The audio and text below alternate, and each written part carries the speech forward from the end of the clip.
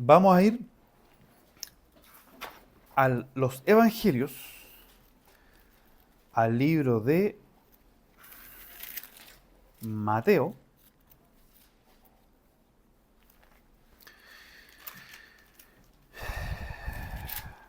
capítulo 5.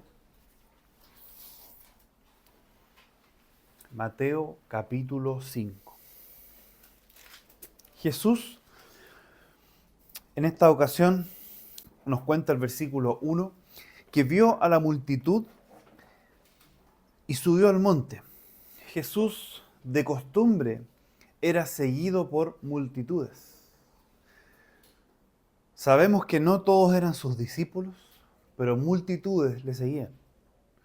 Y esta ocasión es una ocasión igual, donde dice que viendo a la multitud subió al monte y sentándose vinieron a él, ¿quién? Sus discípulos. Entonces había una multitud y además estaban sus discípulos, quienes se sientan con él. Dice el versículo 2 que abriendo su boca les enseñaba diciendo. Y hoy día vamos a ver algunas de las bienaventuranzas, que yo creo que las hemos visto, ustedes ya las conocen, pero quiero que profundicemos un poco más en esto y quiero que entendamos con esto que el corazón de Dios es la bienaventuranza. Él quiere bienaventurarte. Bienaventuranza quiere decir, es la palabra que viene de buena ventura. Bonanza, ventura es bonanza. Cuando uno tiene buena ventura, buena, no aventura, ventura. Bonanza, abundancia. Dios quiere darte buena ventura, buena bonanza, buena abundancia, felicidad. Dichoso también es otra traducción para bienaventurado. Un bienaventurado, según la palabra original en griego, quiere decir un afortunado. ¿Y de dónde viene la palabra afortunado? ¿A qué les suena? Fortuna. Dios quiere personas que tengan fortuna. No estamos hablando de las fortunas materiales solamente. Fortuna en tu alma. Un bien preciado que es tu alma, bien cuidado, protegido. El Señor, cuando vio a la multitud que le seguía, les comenzó a enseñar el camino para lograr esa bonanza. De otra forma, Jesús les dijo, miren, ¿ustedes quieren ser bienaventurados? Bueno, bienaventurados los que, y empieza a describir quiénes van a ser bienaventurados, quiénes van a recibir bonanza y abundancia. Tan distinto al mensaje del mundo hoy en día, que para recibir fortuna, bonanza, capital o bienes hay que preocuparse de uno mismo y no del resto. Hay que escalar por sobre los demás para poder estar por sobre los demás. ¿Cuán distinto? Vamos entonces a aprender algunas de las bienaventuranzas y qué significa, qué es lo que el Señor estaba diciendo cuando dijo tal cosa. ¿Qué quería decir cuando dijo pobre? Bienaventurado, dice el versículo 3, los pobres en espíritu, porque de ellos, ¿qué es? ¿Se dan cuenta que todos los que estamos aquí, de alguna u otra forma, en un proceso o en otro, estamos luchando para poder llegar al reino de los cielos? Pero aquí dice que los pobres en espíritu, de ellos es el reino de los cielos. O sea, no solamente el hombre y la mujer de Dios tiene que optar a llegar al reino, sino que aquí dice que los pobres en espíritu, de ellos es el reino de los cielos. Es distinto, ¿no? Llegar a una casa que decir, esta casa es tuya. Uno quiere llegar al reino de los cielos y el Señor está diciendo, está bien, pero bienaventurados los pobres en espíritu, porque de ellos es el reino de los cielos. ¿Cambia la idea o no cambia la idea? ¿O es lo mismo? ¿Llegar a un lugar que ser dueño de un lugar? ¿Es lo mismo? No. Ah, no es lo mismo, ya, ok. ¿Estamos bien entonces?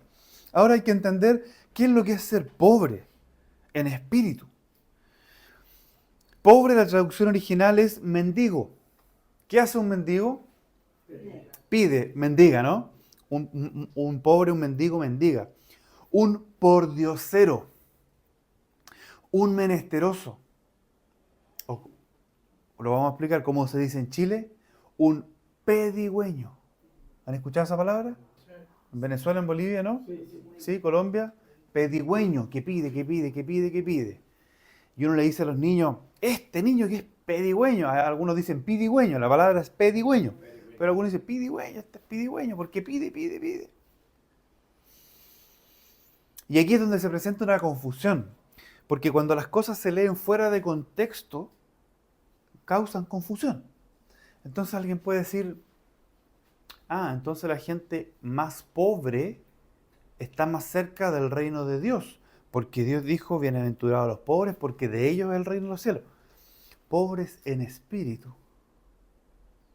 Pobres en espíritu. Se empieza a confundir, y yo me acuerdo de una propaganda que decía, antigua, como hace 20 años atrás, salía una imagen supuestamente de Jesús y decía, Él es Jesús. Y después salía un hombre de la calle, probablemente alcohólico, un mendigo, y decía, Él también es Jesús. Y no sé si la vieron alguna vez, ¿no? Ya. Y después una mujer pobre de la calle, ella también es Jesús. Y se asemeja la idea de pobreza a cercanía con Dios. Pero lo que está diciendo la palabra acá es pobre en espíritu. Pordiosero en espíritu. Otra traducción es el que se acurruca. Esa otra referencia que tiene. Ustedes tienen que saber, como ya lo hemos dicho antes, que la escritura se respalda por la escritura.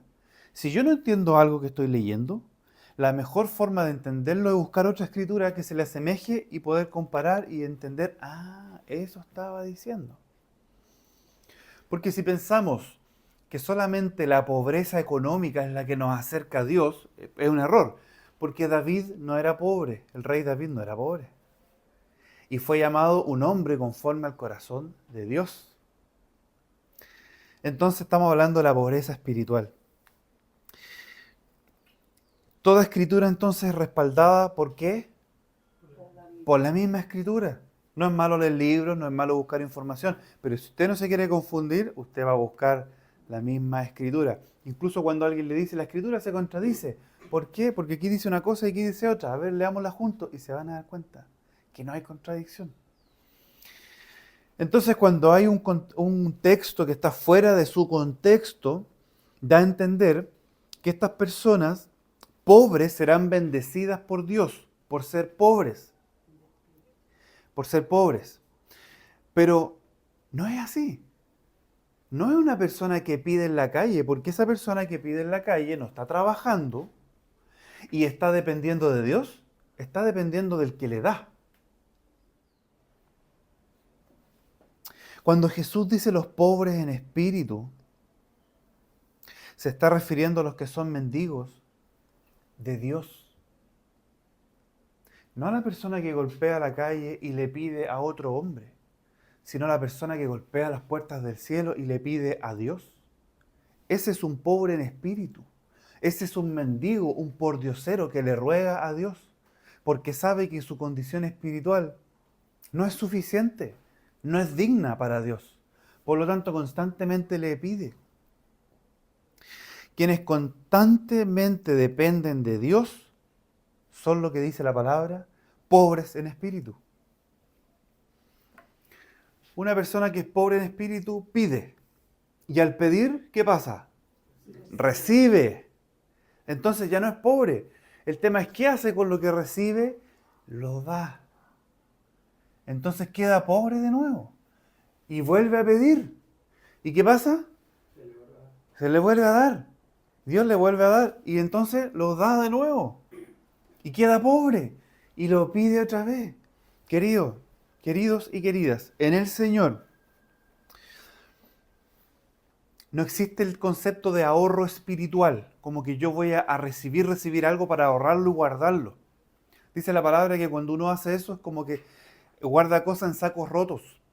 Los sacos se pudren, se rompen y finalmente lo que se dio de Dios, lo que te dio el Señor para entregarlo, se pudrió el saco y se perdió. El Señor quiere que tú le pidas para dar. Le pidas para dar. ¿Te bendice de forma económica? Da. Te bendice con sabiduría, entrega sabiduría. Como Él te bendiga, tú da. Esto es un ciclo que se renueva. Multiplicadores de lo que Dios da. Súper bien, Pedro. Entonces, no sé si se acuerdan del caso del maná del cielo. Ellos estaban en el desierto y no tenían que comer, o sea, pensaron que no iban a tener que comer, y el Señor les hacía caer del cielo un alimento que se llamaba maná, que era como una hojita de orégano, así, una cosa así, y se hacían pastas y de esa forma se hacía un pan. Ellos, con el corazón equivocado, lo que hacían era ahorrarlo. Entonces venían y tomaban 1 kilo o gramos, no sé, y decían esto es para hoy día, y ahora esto va a ser para mañana. ¿Saben qué pasaba con lo que era del otro día? Se podría. Y el Señor les decía, no, no saquen hoy día lo que es para mañana. Lo de hoy día, hoy, y mañana vendrá lo de mañana. ¿Qué les está enseñando el Señor con esto? A ser pobres en espíritu, a depender del Señor todos los días. Bienaventurados, llenos de bonanza, de felicidad, afortunados los pobres en espíritu, porque de ellos es el reino de los cielos.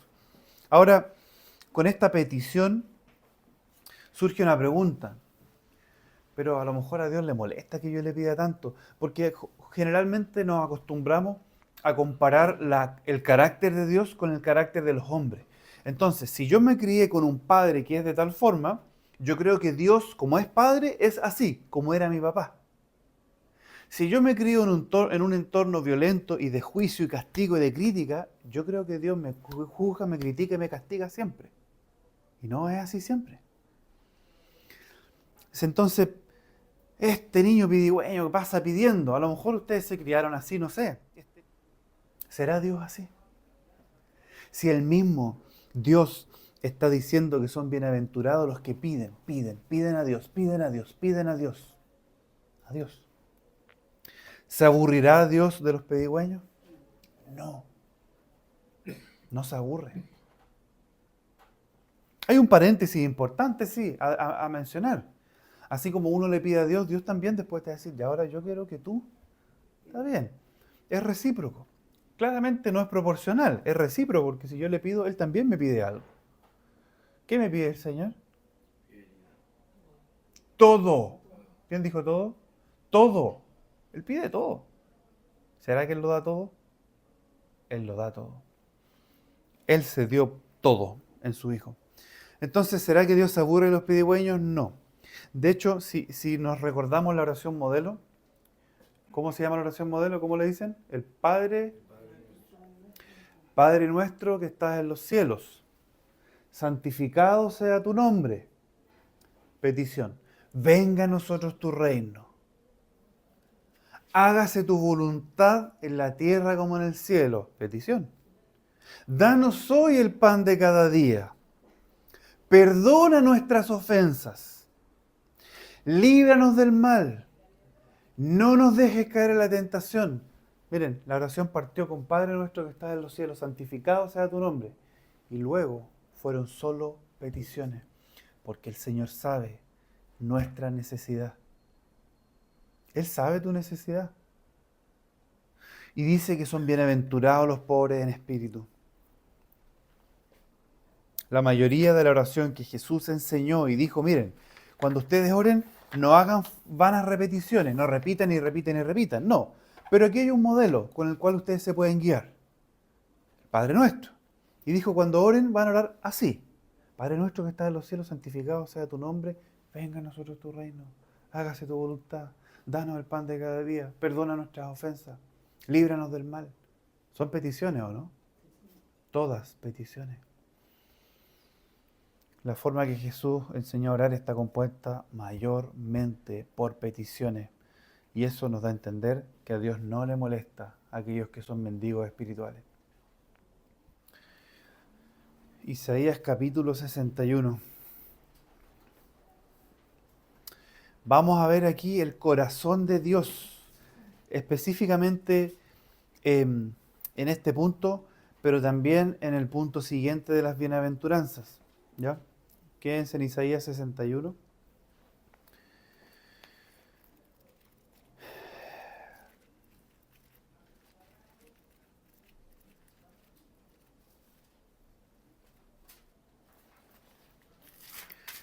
Y yo les voy a leer el versículo siguiente de las bienaventuranzas. Bienaventurados los que lloran, porque ellos recibirán consolación. Vamos a ver aquí el corazón de Dios. Jesús está diciendo bienaventurados los que lloran. O sea, si usted le llora al Señor constantemente, no que le vaya a llorar, con esto no quiero decir que esté mal, por si acaso, pero no que le vaya a llorar siempre su vida a un doctor, a un psicólogo, a un psiquiatra, que yo creo que todos hemos en algún momento tenido esa experiencia. No sé si alguien no. ¿Alguien nunca ha ido a un psicólogo? ¿No? ¿Todo? ¿No? Ok. Yo sí, yo fui en algún momento de mi vida. Y psiquiatra también. Hasta que entendí que no estaba ahí la respuesta.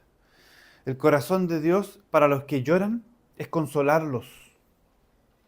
Y en Isaías 61, versículo 1, vamos a ver el corazón de Dios.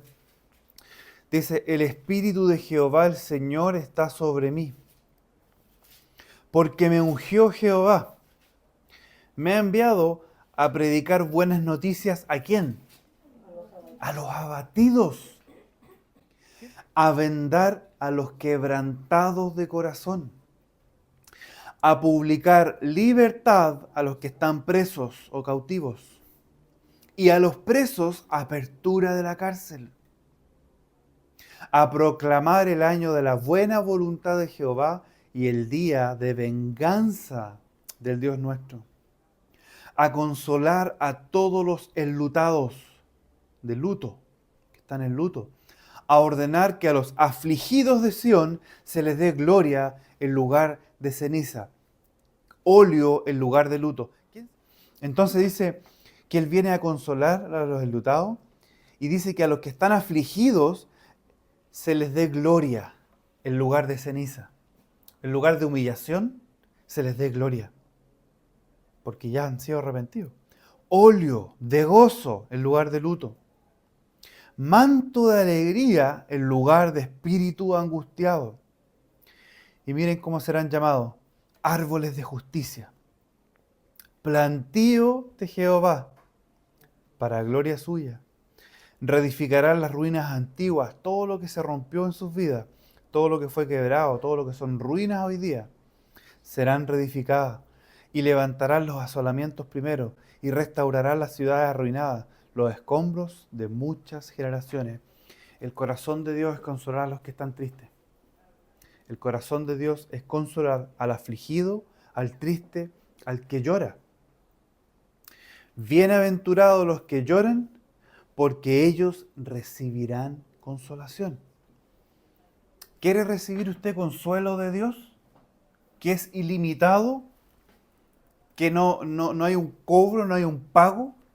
¿Quiere usted recibir el consuelo de Dios que no tiene límites de sabiduría, que no tiene límites de hora, que usted no tiene que pedir una hora por teléfono o llamar por teléfono y le diga, ah, sí, ¿cuánto se demoran las horas más o menos ahora? ¿Una hora? ¿Un mes, perdón? Más o menos. Venga en un mes. Pero es que ahora estoy angustiado. Sí, es que no hay hora, disculpe, oiga, estoy un poquito ocupadita, así que la llamo más tarde. ¿Quieren esa consolación ustedes? Que depende de otra persona que es igual que usted y que probablemente, como pasa en muchos casos, tienen más problemas que ustedes. ¿Quieren ustedes esa consolación que depende de un horario, de un pago, si usted está inscrito? ¿En cuál está inscrito? Ah, pero usted es de por allá. ¿O quieren esa consolación que ustedes se levantan a las 3 de la mañana angustiados y pueden ir y golpear la puerta del cielo y el Señor va a consolar a los que lloran? Si ustedes quieren esa consolación, entonces entreguen su tristeza a Dios y dependan del consuelo que viene de lo alto. Olvídense de las técnicas humanas o medicinas, no derramen su tristeza frente a otros, frente al Señor y a los que Él ha puesto, para que el consuelo venga de Él. Realmente relaciónense con personas que en el amor de Dios los han amado. Ustedes saben que hay un amor que no es de Dios. Hay un amor en el mundo, este ama a este, pero no es el amor de Dios. Reciban el consuelo que viene de Dios y de los que los aman con el amor de Dios.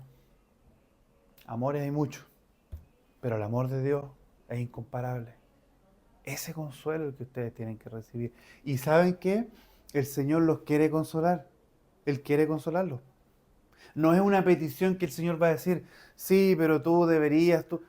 Dice, bienaventurados los que lloran, porque recibirán consolación, es una promesa. Bienaventurados los pobres en espíritu, de ellos es el reino de los cielos. Versículo 5. Bienaventurados los mansos. Mateo 5:5. Porque ellos recibirán la tierra por heredad. Bienaventurados los mansos, porque ellos recibirán la tierra por heredad. Manso. Esto quiere decir, bienaventurados los pacíficos, los humildes, los que no arman pleitos, los que soportan la injuria, los que soportan la ofensa, y frente a la ofensa y la injuria, se quedan en silencio.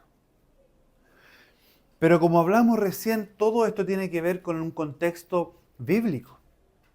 Entonces, no se trata de la persona que se traga la rabia, sino que es mansa. ¿Y a quién le entrega esa rabia? A Dios. Porque, ¿saben? La mayoría de los jóvenes, por lo menos en Estados Unidos, lo que uno ve en las noticias, que provocan grandes atentados en colegios y en lugares, supermercados, son jóvenes silenciosos que se han tragado la burla de sus compañeros, se han tragado el bullying, las injurias, las ofensas, pero después explotan. ¿Será que Dios está diciendo, Jesús está diciendo eso? Evidentemente que no. La mansedumbre y todo lo que vamos a ver hoy día tiene que ver con Dios. Si es pobre en espíritu. Bienaventurados los que lloran porque recibirán consolación ¿de quién? Del Señor. Los mansos que aceptan la injuria, pero ¿a quién le entregan lo que está guardado en el corazón? Al Señor. No es tragarse el problema. No es tragarse la injuria y la ofensa. Es después ir al Señor y llorar. ¿Y qué va a recibir el que llora? Consolación. El apóstol Pablo le llama la atención a las iglesias y los insta a soportar las injurias, las ofensas y no defenderse. Primera de Corintios 6:7. El apóstol habla firmemente. El apóstol Pablo era un hombre muy amoroso, pero cuando debía ser justo era bien justo. Y aquí firmemente les dice en el versículo 7, así que, por cierto, es ya una falta en ustedes que tengan pleitos entre ustedes mismos. ¿Por qué mejor no sufren el agravio? ¿Por qué mejor no sufren el ser defraudados? Pero ustedes cometen el agravio. Ustedes defraudan. Voy en el 8. Y esto a los hermanos. ¿No sabéis que los injustos no heredarán el reino de Dios? No se equivoquen. Y agrega una lista de otras cosas. Dice, ni los fornicarios, ni los idólatras, ni los adúlteros, ni los afeminados, ni los que se acuestan con varones, ni los ladrones, ni los ávaros, ni los borrachos, ni los que maldicen, los que estafan, ni los que heredan. Ninguno de ellos, heredarán el reino de Dios. Y estos eran algunos de ustedes, mas ya habéis sido lavados, ya habéis sido santificados, ya habéis sido justificados en el nombre del Señor Jesús y por el Espíritu de Dios. El apóstol les está diciendo, ¿por qué mejor no se aguantan cuando los insultan? ¿Por qué mejor no se aguantan cuando son defraudados? En cambio, en vez de eso les dice, ustedes insultan, ustedes defraudan, ustedes injurian, le está diciendo el apóstol a la iglesia en Corinto. Bienaventurados los mansos, los que aceptan todas estas cosas en silencio. ¿Quién hace justicia? Díganme ustedes. Dios hace justicia. Dios es justo. Sí, pero fueron muy injustos conmigo. Bueno, con Jesús parece que fueron un poco más injustos que con varios de nosotros, ¿no? Con todos nosotros. Con Jesús fueron injustos. ¿Por qué mejor no aceptas, no sufres el agravio, el problema? Acéptalo.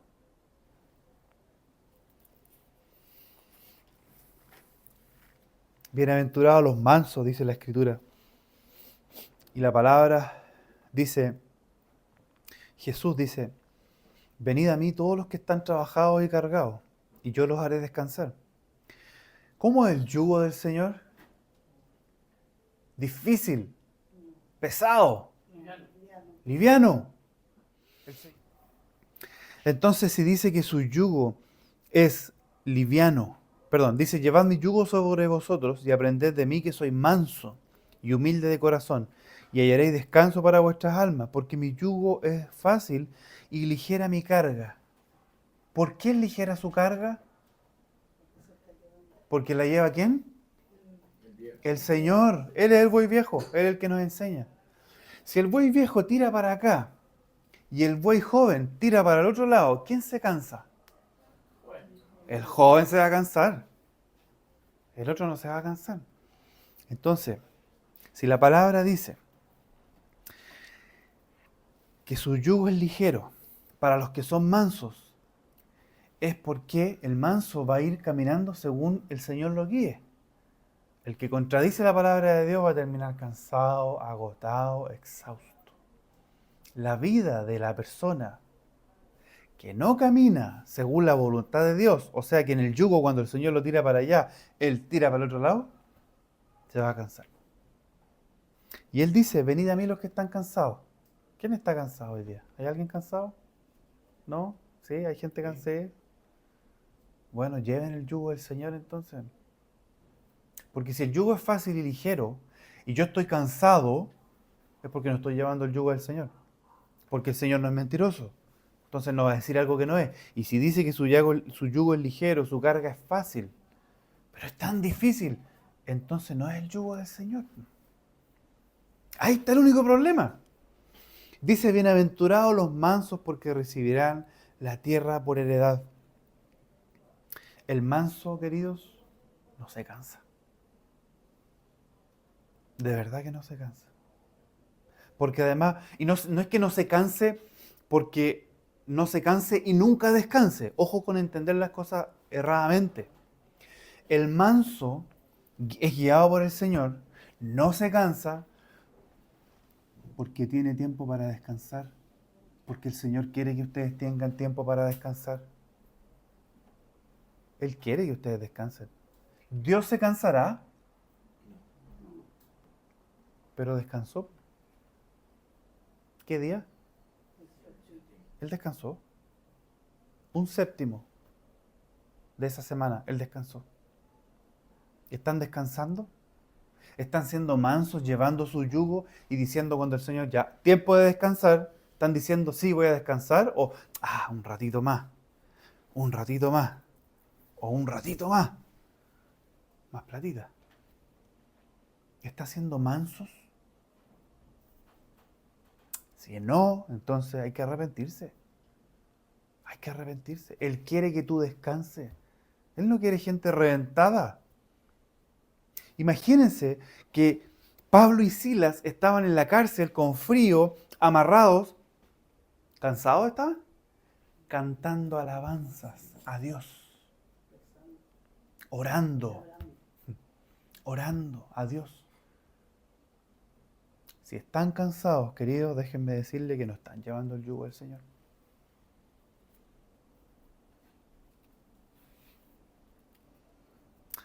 El Señor quiere velar por tu descanso. Y para eso hay que ser manso. Manso no solamente, no manso no solamente es la persona que se revela como entendemos nosotros rebelarse. Alguien que no viene a la iglesia, que habla en contra de Dios. Esa es una rebelión, sí, claro que lo es. Manso no solamente, perdón, no manso, no solamente es la persona que, que hace todo lo contrario a lo que Dios quiere, en las cosas que uno piensa. También una persona no mansa es la persona que Dios le dice, ahora es tiempo de descansar y no descansa. Porque en el fondo, ¿qué es lo que es eso? Desobediencia. El manso es obediente. El buey joven, para allá, vamos para allá. Para acá, para acá. Entonces, si usted está cansado, es porque no está siendo manso y por lo tanto no está siendo obediente a Dios.